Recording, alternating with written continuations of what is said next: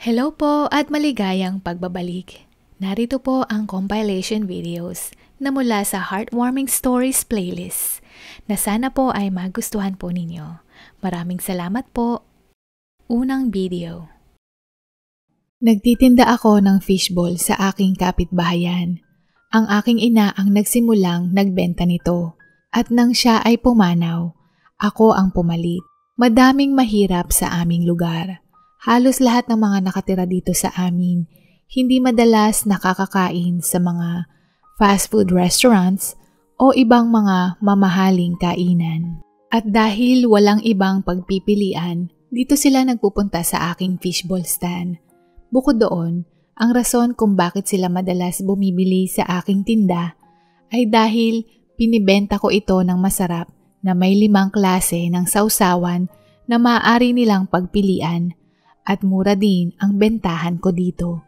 Bagamat batid kong hindi ako kumikita ng malaki, pero sapat na ito para makabayad ako ng kuryente, pambili ng pagkain, tubig, at iba pang mga pangunahin naming pangangailangan. Nakatipid naman ako sa pwesto dahil nagtitinda lang ako sa harapan ng mismong bahay ko, na siya namang pabor na pabor sa akin dahil mas maaalagaan ko ang aking anak na babae. Na hindi ko na kailangang bumiyahe at maghanap ng trabaho dahil wala din naman sa kanyang magbabantay. Kasi ang aking mister ay pumanaw na din. Kaya kaming mag-ina na lang ang natitira sa mundo. Ang aking anak na babae, kahit na siya ay isang mag-aaral sa elementarya lamang, ay sinusubukan akong tulungan sa tuwing kaya niya. Gaya ng naglilinis siya ng fishball stand at siya din ang aking salesperson sa kanyang mga kaklase. Magaling siyang manghumaling ng mga customers na mga kaklase niya na lagi niyang binibida ang aking fishballs at mga masasarap na sausawan nito sa murang halaga. Madaming mga kaklase niya ang naeengganyo na gustong sumubok at nung natikman na nila, madalas silang bumabalik mga 3 o 4 na beses kada linggo. Pero pakiwari ko, ang totoo, hindi sa mga salita ng anak kong babae ang nagkumbinsi sa kanyang mga kamag-aral, bagkus dahil sa maganda nitong katangian. Mabait, mapagbigay, palaging nakangiti at matulungin sa kapwa. Madami din siyang kaibigan, kaya marahil isa iyon sa mga dahilan kung bakit sila nagpupunta sa fishball stand at bumibili. Sikat ang aking fishballs sa lahat ng mga tao, mapabata o matanda man. Pero ang pinakamarami kong suki ay ang mga kabataan. Ang pinakaabala kong oras ng pagtitinda ay sa tuwing uwian ng mga estudyante mula sa paaralan at kakain sila ng fishball bago sila umuwi ng bahay. Sa tuwing nakikita ko ang mga bata na nakapila, nag-iintay na makuha ang kanilang sariling fishballs at uupo sa gilid para kumain. Hindi ko maiwasang mag-imahina para akong nagpapakain ng mga sanggol na ibon na nakabuka ang mga tuka at nag-iintay na pakainin sila ng inang ibon. Pakiramdam ko, ako yung inang ibon na siyang nakakataba ng aking puso. Dahil kadalasan ang mga parokyano ko ay mga bata, ay ito din ang dahilan kung bakit hindi ko pwedeng taasan ang presyo ng fishball na tinitinda ko. Mga estudyante lamang sila. Nakadepende din sa mga magulang, kaya batid kong hindi ganoon kalaki ang kanilang mga baon. Subalit, hindi ko ito alintana. Kahit na hindi man malaki ang kinikita ko, ang puso ko at pakiramdam ko ay ayos lang. Sa katunayan, ako ay kontento at masaya. Hanggang sa isang araw, merong isang batang lalaki na hindi ko pa nakita noon na nagpunta sa aking fishball stand. Mukha siyang nasa ika-6 na baitang ng elementarya. Bumili siya ng fishball at bigla akong nagulat nung inabutan niya ako ng peking pera. Yung peking pera na iyon ay halatang Xerox copy. Akala ko nung una, nagbibiro siya, kaya napangiti ako at sinabing, "Ito ba ang pera mo? May pera ka pa bang iba?" Umiling siya at sumagot na iyon lang daw ang pera niya at wala ng iba. Kaya naman tiningnan ko siya ng mabuti. Sa isip-isip ko, Hindi siya mukhang pulubi, pero madungis ang kanyang damit. May dumi din sa kanyang muka at walang suot na sapatos o tsinelas. Nakayapak lamang ito. Pagtataka ko. Tinanong ko siya ulit, may pera ka pa bang iba? Nung tiningnan ko ang mukha niya, para na siyang maluluha. Nakikita ko nang nagsisimula ng mamuo ito at sumagot siya ng, "Wala po ma'am." Baka nga wala siyang pera. Baka nga mahirap ang pamilya niya at marahil nagugutom. Sabi ko sa sarili ko, kaya kinuha ko yung peking pera at binigay sa kanya yung fish balls. "Thank you ma'am," nakangiti niyang sabi at tumakbo palayo. Gumaan ang pakiramdam ko nung nasa isip ko na nakatulong ako sa kapwa. Marahil makakatulong yung binigay kong fishball para maibsan kahit papano ang kanilang gutom. Matapos ang araw na iyon, nakalimutan ko na ang tungkol sa batang lalaking may pekeng pera. Hanggang sa kinabukasan, bumalik siyang muli at ganoon ulit, ginamit niya ulit ang pekeng pera para pambayad ng fishballs. Hindi na ako nag-isip ng kung ano-ano pa at agad ko siyang inabutan ng fishballs. Nakakalungkot man ang kanyang sitwasyon at sana ay makatulong ito.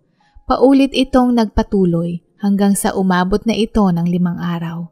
Dahil palagi ko siyang nakikita, napagtanto ko na baka nga gutom na gutom siya at walang makain.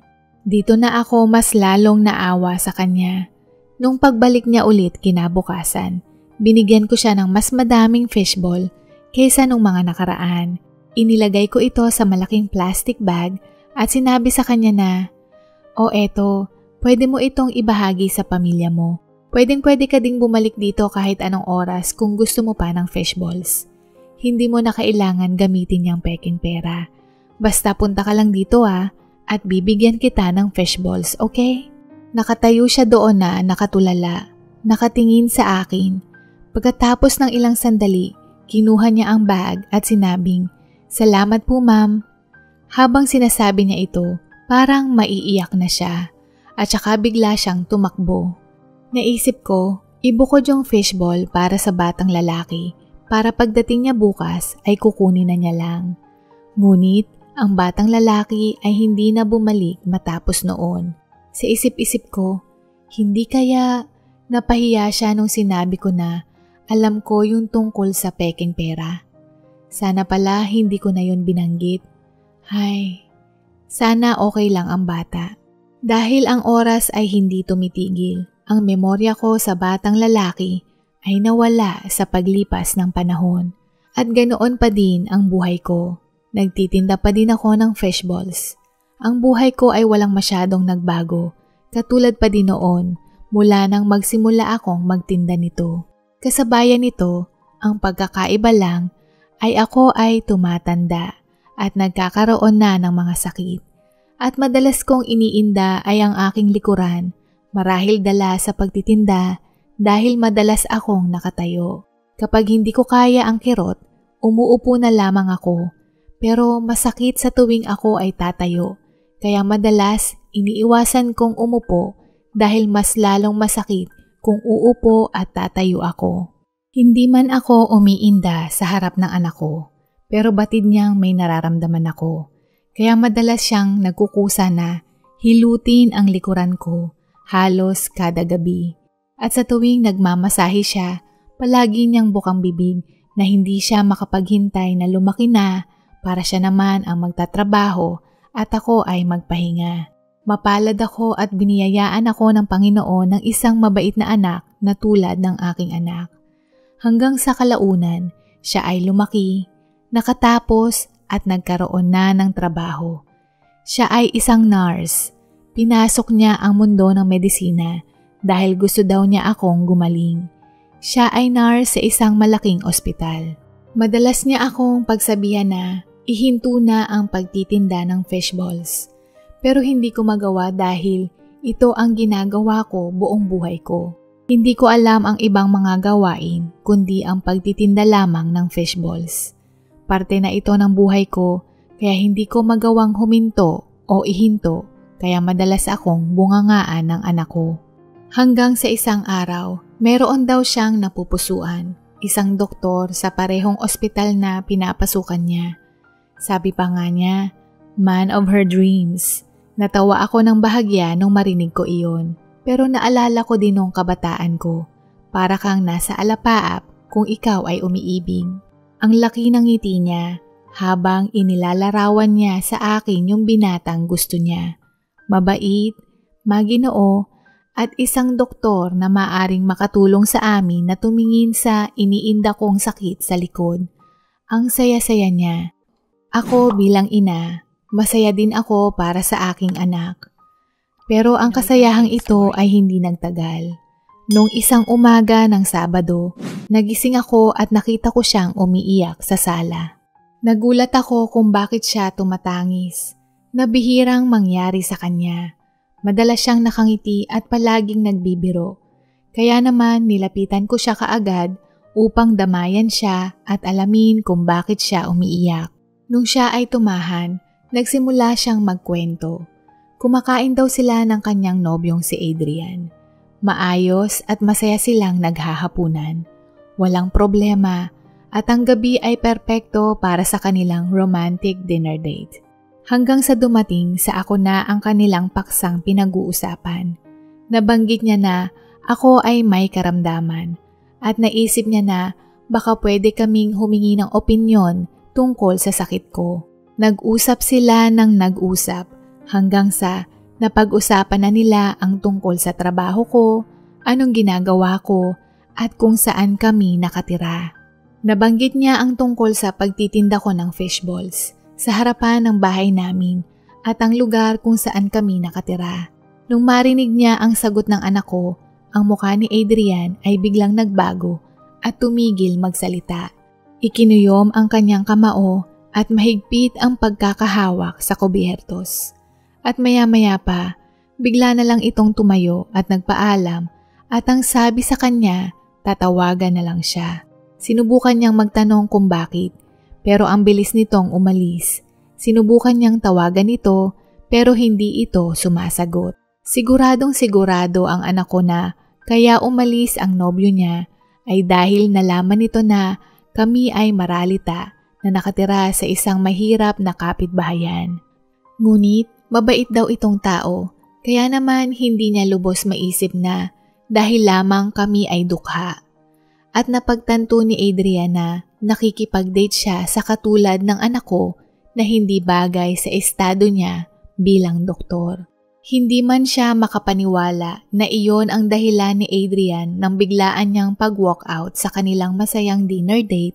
Hindi niya alam kung anong iisipin o gagawin.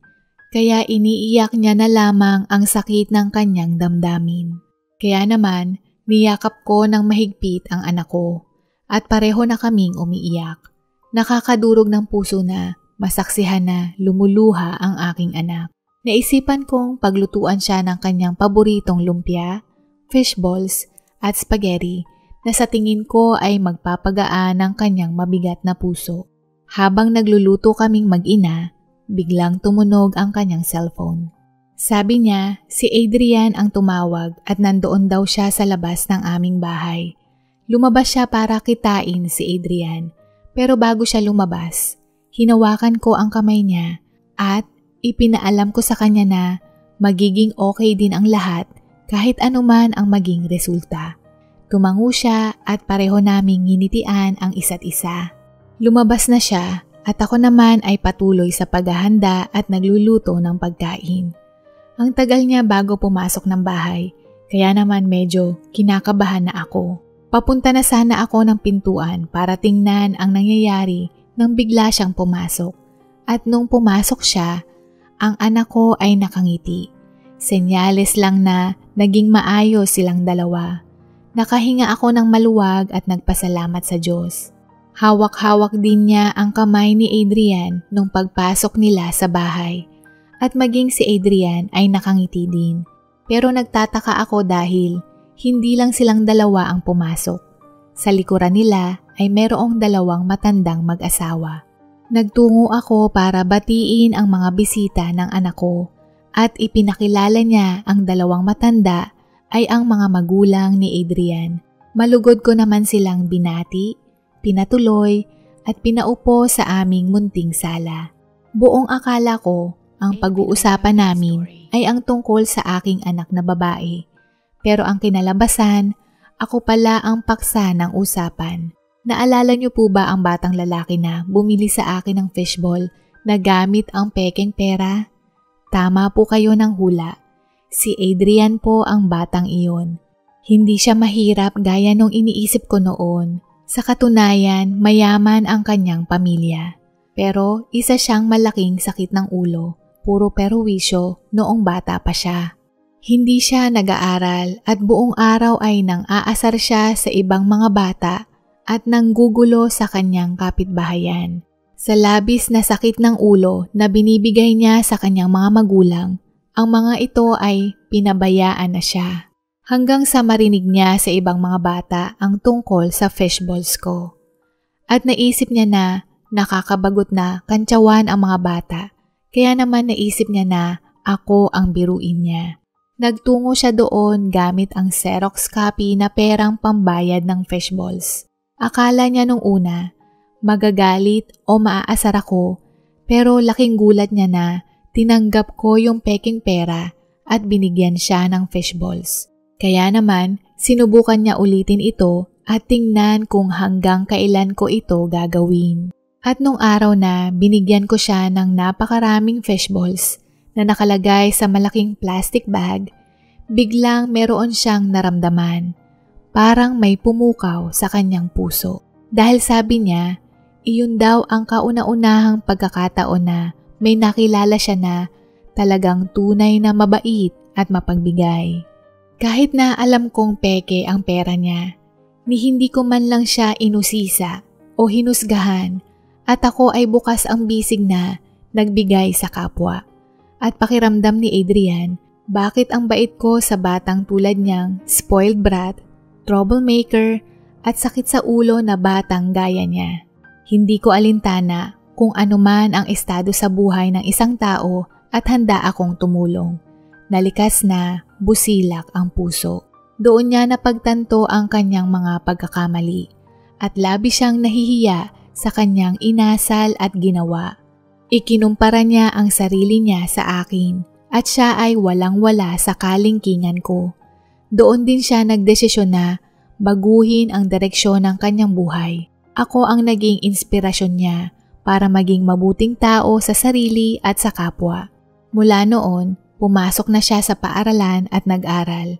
Naging mabait siya sa mga kaibigan niya. Naging mabuti siya sa kanyang mga magulang. Siya ay naging isang ganap na ibang tao. Sa kanyang pagbabago, mga tao sa kanyang paligid ay hindi maiwasang malaglag ang panga dahil hindi sila makapaniwala.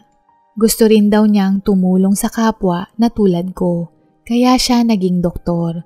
Nabanggit din ni Adrian na bibisitahin niya ako balang araw para magpasalamat, pero ang tadhana ay may ibang plano at nakilala niya ang anak kong babae na may-ari ng fishball stand na naging inspirasyon niyang magbago. Sa pagtatapos ng kanyang kwento, lumuluha si Adrian at siya ay nagpapasalamat sa akin mula sa kaibuturan ng kanyang puso. Hindi ko alam kung ano ang sasabihin. Hindi ako makaimik hanggang sa lumapit sa akin ang mga magulang ni Adrian at niyakap ako ng kanyang ina at kinamayan naman ako ng kanyang ama. Maging sila ay nagpasalamat dahil sinagip ko daw mula sa kadiliman at ipinakita sa kanilang anak ang liwanag. Hindi pa rin ako nagsasalita. Nandoon lang ako, nakaupo na parang bato.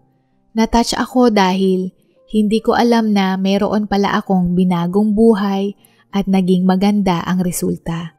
Hindi ko akalain na magiging ehemplo ako ng magandang katangian. Hanggang sa tumingin ako sa anak kong babae at bigla siyang ngumiti, sabay sabing, gusto niya ng spaghetti? Lahat kami ay tumawa at pinunasan ko ang luha ko at tinapos namin ang pagluluto. Nagluto ako ng kabundok na spaghetti at iba pang putahe na animoy may piyesta nung araw na iyon. Si Adrian at ang mga magulang nito ay pinuri na masarap ang aking mga niluto. Ang eksenang iyon ay nangyari maraming taon na ang nakakalipas. Si Adrian at ang aking anak ay kinasal at masayang nagsasama. Tinulungan din ako ni Adrian na matingnan ang aking likod at ngayon ay mas bumubuti na ang lagay ng katawan ko. Hiniling din nila Adrian at ng aking anak na tumira ako kasama sa kanilang bahay. Ngunit ako ay tumanggi. Gusto ko pa rin ipagpatuloy na magbenta ng fishball hanggat kaya ko. Ito ang aking buhay, libangan at kaligayahan. Kaya naman madalas akong binibisita ng aking anak at ni Adrian kada linggo. At sa tuwing bumibisita sila, laging busog si Adrian mula sa fishballs. Pangalawang video. Bago ko nakilala si Flor de Lisa, ako ay byudo na. Ang dating misis ko ay yumao dahil sa sakit at ang aking isang anak na babae naman ay naulila sa kanyang ina. Subalit, maging siya ay iniwan din ako. Pero bago siya umalis, may sinabi siya sa akin na kanyang lihim na maraming taon niyang itinago at natuklasan ko lamang ito nung bago siya lumisan. Mga 1 o 2 taon matapos kong mabyudo, nagkaroon ako ng isang karelasyon. Ngunit hindi din ito nagtagal. Sa kadahilanang, hindi pa ako handa na pumasok muli sa isang malalim at seryosong relasyon. Marahil hindi pa naghihilom ang nagluluksa kong puso. O marahil ayaw kong humarap sa panibagong relasyon at magbunga ito ng bagong supling. Kahit na pumasok ako sa isang relasyon, diretso ko itong sinabi sa kanila na hindi ko intensyon na magkaroon muli ng bagong anak, na magkaroon ng kapatid ang anak ko.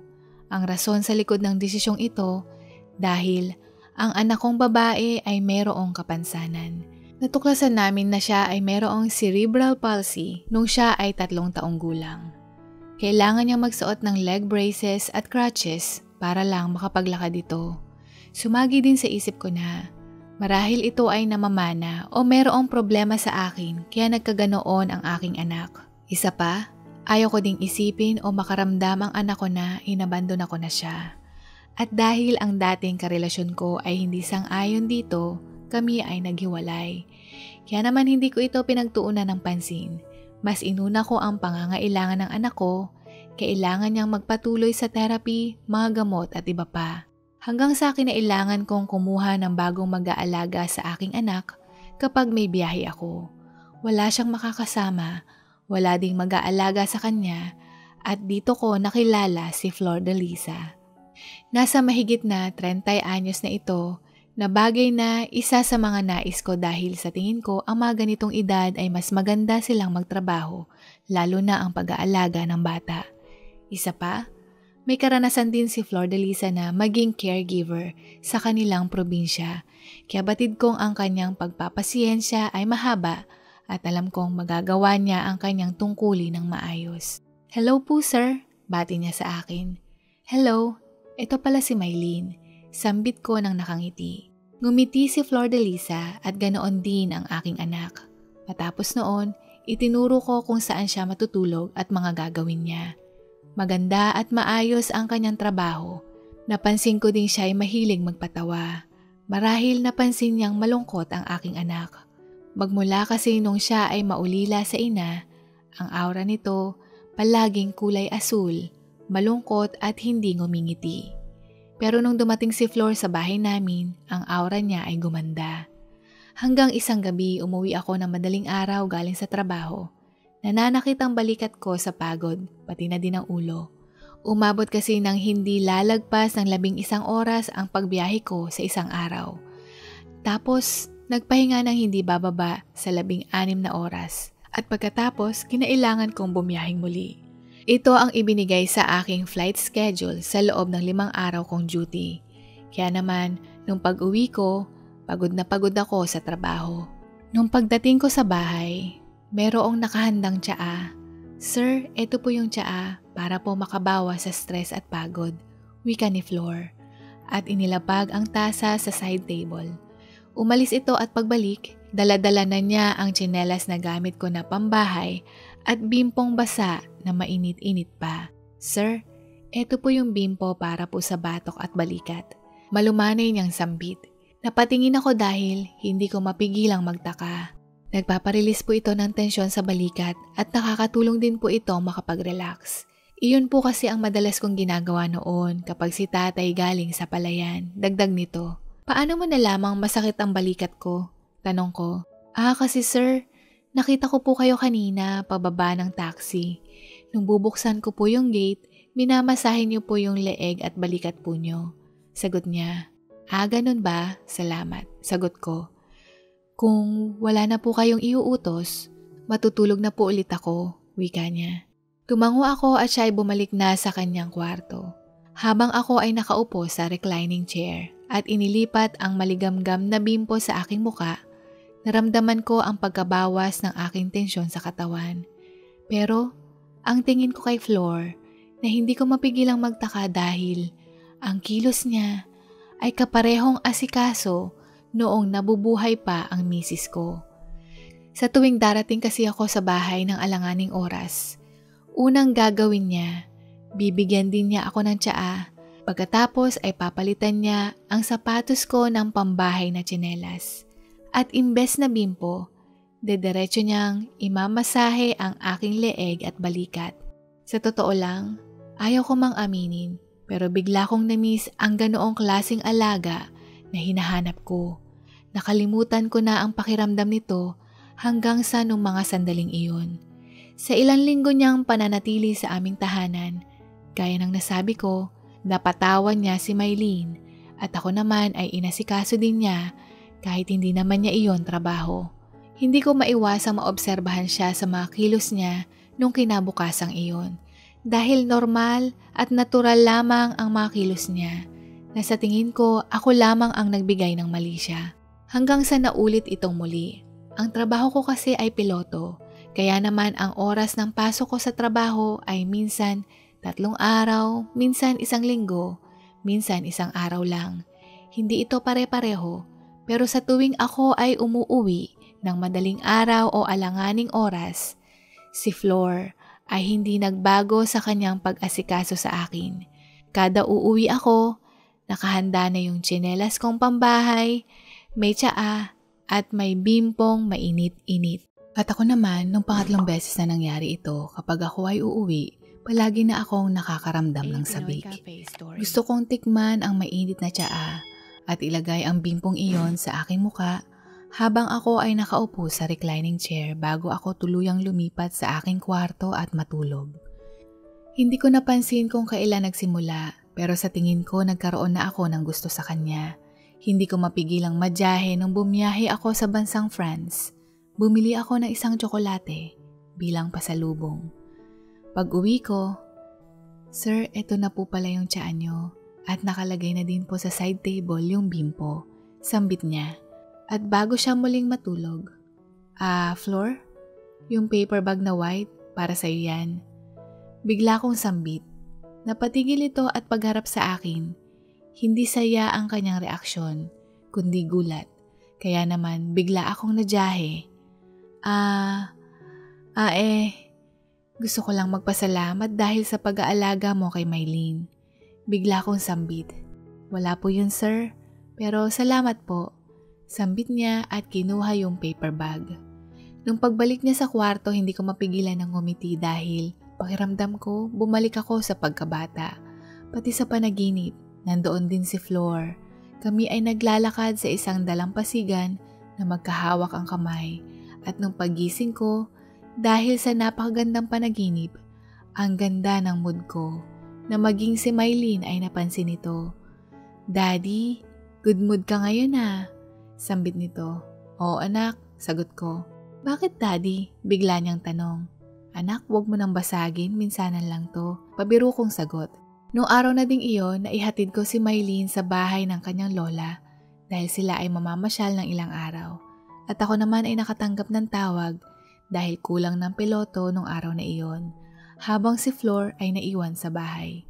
Inaasahan ko na mas mahabang oras ang gugugulin ko sa trabaho, pero napaaga ito dahil yung mga kasamahan kong piloto naman ang pumalit sa aming grupo.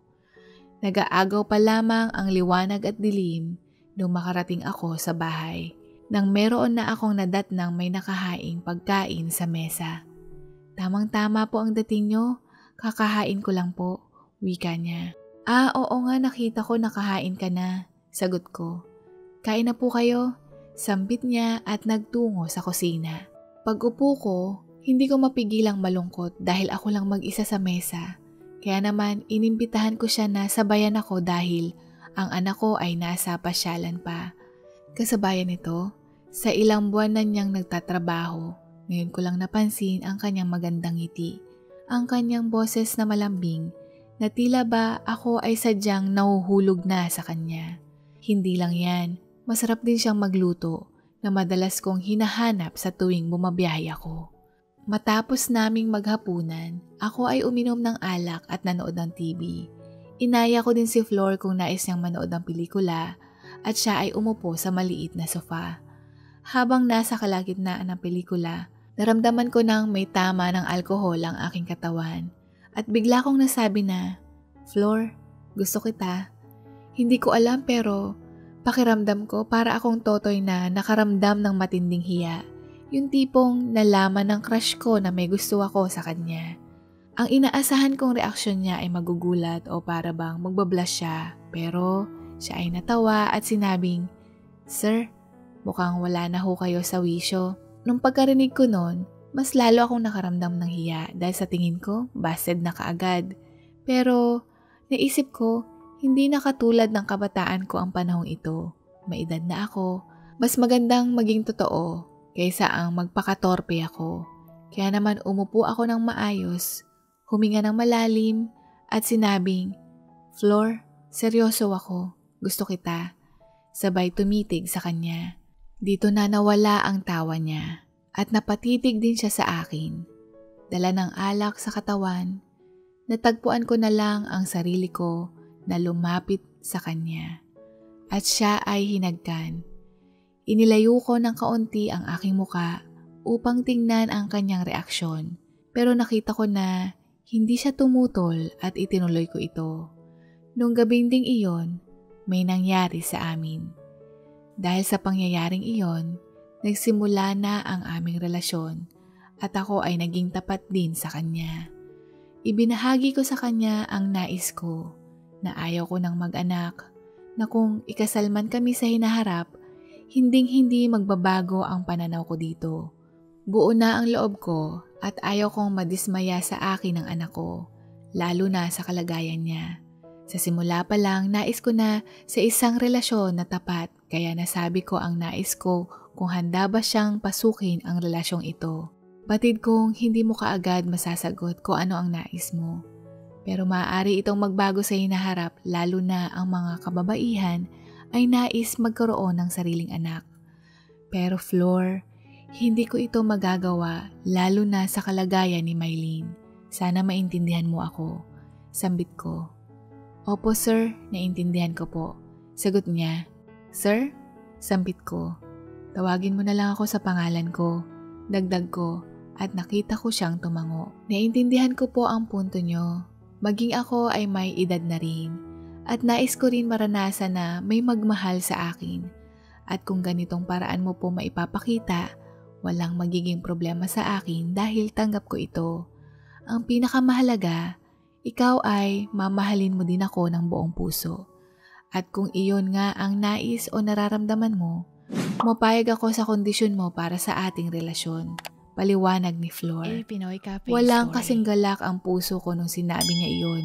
At natanong ko siya kung kailan nagsimula siyang nagkaroon ng gusto sa akin. Sinabi niya nung unang bigay ko sa kanya ng tsokolate at matapos nito, nasundan pa ito. Bukod dito, nahalata din niyang madalas akong tumingin sa kanya kaya naman nagkaroon siya ng suspetsa at pinatunayan ko lamang ito nung inamin ko ang nararamdaman ko sa kanya.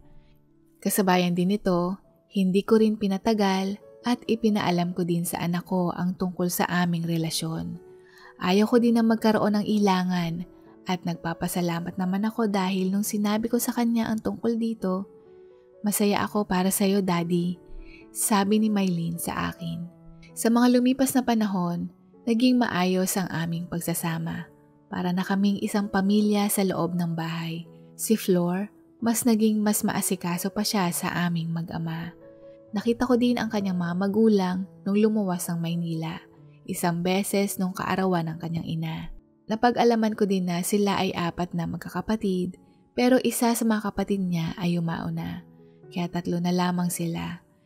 Siya ang pangalawa sa magkakapatid. At ang mga kapatid niya ay meron na ding sariling mga pamilya. Meron na ding kanya-kanyang buhay. Masasabi kong siya ay aking pangalawang misis nung nagsimula na kaming magsama sa kwarto at nag-live-in. Nais ko din siyang bigyan ng mga magagandang regalong damit o mga gamit, pero siya ay simple lamang. Simple manamit, simple mag-ayos, at simple din itong mag-makeup. Palagi niyang sinasabi na mas maigi na mag-ipon dahil ang trabaho ko ay delikado at mas mainam na handa lalo na sa kalagayan ng anak ko na kailangan ng gamot ay hindi mapuputol. Sa mga lumipas na panahon, naipapasyal ko din siya sa ibang lugar at naipakita ko sa kanya kung saan ako nagtatrabaho. Yung nakita niya ang himpapawid, ang kanyang ngiti ay parang bata sa galak at bumulong pa sa akin na salamat. Matapos ang 2 taon naming nagsasama, nagdesisyon akong pakasalan siya. At ang nais niya lamang ay simpleng kasalan na dinaluhan ng aming parehong mga magulang at ng isa niyang kapatid. Gusto kong maramdaman niya na tunay at labis ang pagmamahal ko sa kanya sa pamamagitan na gawing legal ang aming pagsasama. At isa pa, napanaginipan ko din siya na nakasuot ng trahe de boda na tila ba nakakuha ako ng pahintulot na pwede akong magpakasal muli. Matapos ang ilang araw naming kasal, dito din ako nagdesisyon na kumuha ng kasambahay. Ayaw kong isipin niya na pinakasalan ko siya o nagsama kami para gawin siyang ulila. At nung sinabi ko ito sa kanya, meron daw siyang kakilala sa probinsya na maaari niyang makuha, kaya sumang-ayon ako at ipinagkatiwala ko din sa kanya ang pagkuha ng kasambahay. Dumating ang bagong kasambahay matapos ng ilang linggo. Siya ay isang dalagitang nagngangalang Sara, nakakatapos lamang ng sekundarya. Mabait at masunurin naman siya base sa obserbasyon ko. At ang isa pang napansin ko na komportable at magkasundo din sila ni Maylene. Batid kong hindi naman nalalayo ang kanilang edad, pero nakita kong mas masayahin siya, mas may gana, at palagi silang nagkukwentuhan sa tuwing tapos na siyang magtrabaho o wala na siyang gagawin. Nakikita ko din silang dalawa kapag wala akong trabaho na nagbabasa sila ng libro sa hardin. Kung minsan naman ay sila ay nagbubungis-ngisan, nanonood ng pelikula na tila ba nakatagpo siya ng bagong kaibigan, na nakatulong ang pagdating ni Flor at Sarah para sa paghilom ng sugat sa puso ni Maylene nung maulila. Nagdaan ang panahon. Mahal, ano sa tingin mo? Pag-aralin natin si Sarah. Pwede natin bawasin ang kanyang sahod kapalit nito. Nasasayangan kasi ako dahil ang bata pa niya na mabigyan siya ng pagkakataon na gumanda din ang kanyang buhay sa pamamagitan ng edukasyon. Ano sa tingin mo? Mungkahin ni Flor. Wala namang problema sa akin pero hindi ka ba mahihirapan sa gawaing bahay? Tanong ko. Kaya ko pa naman at saka tutulungan din naman niya ako kapag tapos na siya sa klase niya. Sambit nito. Naisip ko din na maganda din ang makatulong sa kapwa, kaya hindi ako tumutol. Ang eskwelahan na pinasukan ni Sarah ay isa sa mga pampublikong universidad sa ating bansa na mayroong pinakamababang matrikula at eskwelahan ng mga matatalino. Sa totoo lang, yung sahod ni Sarah sa amin, kayang-kaya niyang bayaran ang matrikula niya at may sobra pa itong pwede niyang ipambaon. Kaya naisip ko din na, oo nga, sayang ang kanyang talino. Mas magandang matulungan siya at mabigyan ng pag-asang mangarap at matupad ito. Sa paglipas ng panahon, matiwasay ang aming buhay hanggang sa nagkaroon ng sakit si Flor. Ang akala niyang simpleng sakit lamang ng ulo na may kasamang panlalabo ng mata na madalas niyang nararamdaman. Iyon pala, may tumubong tumor o ang diagnose sa kanya na glioblastoma sa kanyang utak. At napag-alaman din namin ang ganitong klase ng tumor ay mahirap tanggalin at ang tsansang mabuhay ay hindi lalagpas ng 1.5 taon. Labis ang aking pighati. Pakiramdam ko, 2 beses na itong nangyari sa akin na maging siya ay iiwanan din ako ng mas maaga. Na yung mga plano kong gawin o nais ko pang gawin, hindi ko na magagawa dahil sa karamdaman niya. Ngunit wala akong magawa kundi tanggapin ang aming kapalaran. Kahit na nagpapagamot kami, ang cancer cells na ito ay isang agresibo at mabilis kumalat. Tumagal lamang siya ng 1 taon. Sa kanyang mga huling sandali, dito siya may sinabi sa akin, "Mahal, patawarin mo ako. Nagsinungaling ako sa'yo. Kung ano man yun, baka maliit lang na bagay, okay lang." Sagot ko, hindi ko na kaya pang itago at labis akong nakokonsensya sa ginawa ko. Hindi ko magawang masabi o maamin noon dahil pakiramdam ko, kapag nagsabi ako sa'yo ng totoo, maaaring paalisin mo ako. Lalo na nung sinabi mong ayaw mo nang magkaanak. Pero si Sarah ay anak ko. Anak ko siya sa pagkadalaga, wika niya, at nagsimula na siyang umiyak. Ano? Sa isip-isip ko, nais kong magalit. Nais kong sumigaw, pero nung mga sandaling iyon hindi ko magawa. Hindi ko kayang makipag-away sa kanya, lalo na ganoon pa ang kanyang sitwasyon. Nakahiga siya sa kama ng ospital, naubos ang buhok, nangangayayat, at ang masakla pa dito, batid kong hindi na din siya magtatagal. Nagahalong emosyon, galit, kanulo, at kalungkutan, pero iisang emosyon ang nangingibabaw sa akin ng mga sandaling iyon. At iyon ay ang aking pagmamahal sa kanya. Kaya mas pinili kong hindi umimik. Patawarin mo ako, pero nais ko sanang humingi sa iyo ng pabor na kahit wala na ako, kung maaring patapusin mo lang siya ng pag-aaral sa kolehiyo upang sa ganon, meron naman siyang magandang buhay. At kung hindi mo ito magagawa dahil hindi mo ako mapatawad, maiintindihan ko din. Pero kung ano man ang mapagdesisyonan mo, irerespeto ko ito. Nakikiusap din ako na sabihin mo lang kay Sarah ang totoo kapag nakapagdesisyon ka na. Dahil kung malaman niya agad, baka bigla itong umalis at ayaw kong mangyari iyon. Humihingi ako muli sa iyo ng tawad, mahal ko. Dagdag niya. Hindi ako makasagot kaagad. Nag-iisip pa ako ng isasagot sa kanya. Okay, pag-iisipan ko. Sa ngayon, wag mo na munang alalahanin ang mga ganitong bagay. Ang importante, magpalakas ka. Sagot ko, sabay hinalikan ko siya sa pisngi. Ngunit nung gabing iyon habang siya ay natutulog, tuluyan na siyang hindi gumising. Hindi ko man lang siya nasagot, bigla na lang siyang lumisan. Nung lamay at libing, hindi ko mapigilan na mapatingin sa kanya, sa bandang likuran, at doon siya nakaupo na tahimik na umiiyak. Pakiramdam ko, ang sama ko dahil hindi ko man lang masabi na dito ka umupo kasi nanay mo din siya. Hindi ko din masabi ang totoo dahil baka bigla din itong lumayas. Lalo na si Mylene na labis ding nagluluksa sa pagkawala ni Flor na ayaw ko pang madagdagan ang pagdurusang ito. At ang puso ko ay muling dumudugo dahil sa pangalawang pagkakataon, ang misis ko ay iniwan akong muli. Habang ako ay nasa sala, tulala, nalilito at may matinding dilema hanggang sa meron akong naramdamang kamay sa aking balikat.